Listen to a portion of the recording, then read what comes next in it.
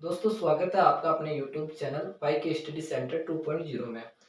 आज हम अपने टॉपिक जीव विज्ञान का परिचय इसके बारे में पढ़ेंगे। ये हमारी पहली क्लास है, इसलिए आज केवल और केवल जीव विज्ञान का परिचय पढ़ेंगे। अगली क्लासों में अपन जीव विज्ञान की अलग अलग शाखाओं के बारे में है ना, और जीव विज्ञान में आने वाले जंतुओं के बारे में भी पढ़ेंगे। जीव विज्ञान दो शब्दों से मिलकर बना हुआ है, जीव प्लस विज्ञान। यानी जीव मतलब जिसके अंदर जीवन मौजूद है, और विज्ञान विज्ञान का मतलब आप सभी को पता है दोस्तों कि क्या होता है, जैसे किसी चीज का अध्ययन करना, यानी जीवन का अध्ययन। और इसको अपन इंग्लिश में देखें तो जीव विज्ञान को अपन बोलते हैं बायोलॉजी। बायोलॉजी एक क्या है, ग्रीक शब्द जो दो शब्दों से मिलकर बना है, जिसका नाम है बायोस और लोगोस।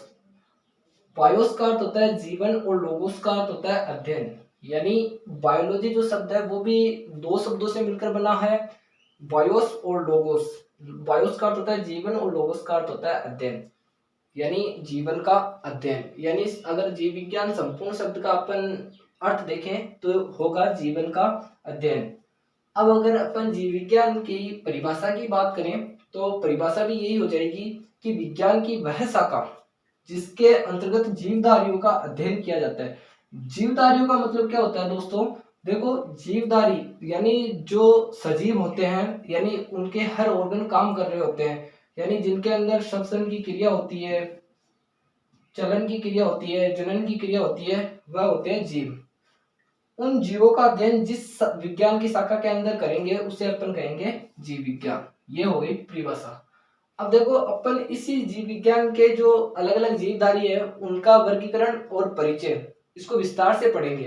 यानी जो जीव विज्ञान शब्द है वो सर्वप्रथम एक लेमार्क साइंटिस्ट है जो फ्रांस के, और एक ट्रेविनियस जो है जर्मन के, इन दोनों ने मिलकर विज्ञान शब्द जो जीव विज्ञान शब्द है वो सर्वप्रथम प्रतिपादित किया था 1802 में।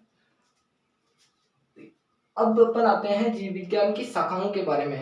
वैसे तो दोस्तों जीव विज्ञान की बहुत सी शाखाएं हैं, लेकिन मुख्यतः अपन जीव विज्ञान को दो भागों में बांट सकते हैं। पहला है वनस्पति विज्ञान, जिसको इंग्लिश में अपन बॉटनी भी बोलते हैं, और दूसरा है जंतु विज्ञान, जिसको अपन जूलॉजी भी बोलते हैं। वनस्पति विज्ञान क्या होगा दोस्तों, यानी विज्ञान की वह शाखा जिसके अंदर किसका अध्ययन हो, वनस्पति यानी प्लांट का अध्ययन हो, उसे अपन वनस्पति विज्ञान कहेंगे। और दोस्तों जंतु विज्ञान किसे कहेंगे, विज्ञान की वह शाखा जिसके अंतर्गत अपन समस्त जंतुओं का अध्ययन करें।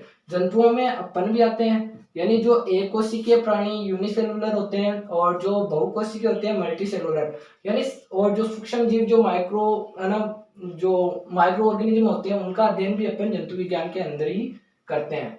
अब वनस्पति विज्ञान के जनक, यानी इनको वनस्पति विज्ञान किसने दिया, मतलब जैसे इनका वर्गीकरण किसने किया, तो यह है थियोफ्रेस्टस जो साइंटिस्ट थे। इन्होंने क्या किया, इनकी एक पुस्तक थी जिसका नाम था हिस्टोरिया प्लांटेरम। इन्होंने उसके अंदर 500 प्रकार के पौधों का वर्णन किया था। यानी वनस्पति विज्ञान होता क्या है, यानी विज्ञान की वही शाखा होती है जिसके अंदर क्या किया जाता है, पादपों का अध्ययन किया जाता है। अब इन्होंने क्या किया, अपनी पुस्तक में 500 प्रकार के पौधों का वर्णन किया था, इसलिए इनको वनस्पति विज्ञान का जनक कहा गया। अब ये वनस्पति विज्ञान दोस्तों आपने पहले पढ़ लिया था कि वनस्पति विज्ञान होता क्या है, जिसके अंतर्गत सभी वनस्पतियों का अध्ययन किया जाता है। इसलिए इनको है ना वनस्पति विज्ञान का जनक इसलिए कहा गया क्योंकि इन्होंने अपनी पुस्तक में क्या किया, 500 प्रकार के पौधों का वर्णन किया था। इसी प्रकार अपन जंतु विज्ञान पे आते हैं, तो जंतु विज्ञान होता है जूलॉजी, यानी जिस विज्ञान की शाखा के अंदर अपन जंतुओं का अध्ययन करते हैं वो होती है जंतु विज्ञान। अब इसके जनक कौन है, अरस्तु। इसके जनक है अरस्तु। अब ध्यान देना दोस्तों, अरस्तु क्या है, जीव विज्ञान के जनक भी है। यानी अपन जो टॉपिक पढ़ रहे हैं जीव विज्ञान, उसके जनक भी कौन है, अरस्तु है, और जो जंतु विज्ञान है उसके जनक भी अरस्तु है। यानी दोनों विज्ञान की शाखाओं के जनक कौन है, अरस्तु है। अब अरस्तु को जंतु विज्ञान का जनक क्यों कहा गया, क्यों, क्योंकि इन्होंने क्या किया, अपनी एक बुक थी हिस्टोरिया एनिमेलियम, उसके अंतर्गत उन्होंने 500 प्रकार के जंतुओं का क्या किया था, वर्णन किया था। वर्णन का मतलब है उनके जीवन के बारे में, उनका जो रहन सहन खान पीन सबके बारे में उन्होंने क्या किया, बताया था। तो इसलिए इनको क्या कहा गया, जंतु विज्ञान का जनक कहा गया। अब इसी प्रकार क्या होता है, विज्ञान की एक और शाखा होती है चिकित्सा शास्त्र, यानी जिसके अंतर्गत सभी प्रकार की चिकित्साओं का अध्ययन किया जाता है, यानी किस प्रकार की कौन सी चिकित्सा इस्तेमाल की जाएगी। तो इस चिकित्सा शास्त्र के जनक कौन है? हिप्पोक्रेटस। हिप्पोक्रेटस इन्होंने क्या किया? हिप्पोक्रेटस ने मानव रोगों पर अपना प्रथम लेख लिखा था। यानी प्रथम लेख का मतलब है जो मानव रोग होते हैं, मानव में बहुत से रोग होते हैं, अब उन पे उन्होंने क्या किया?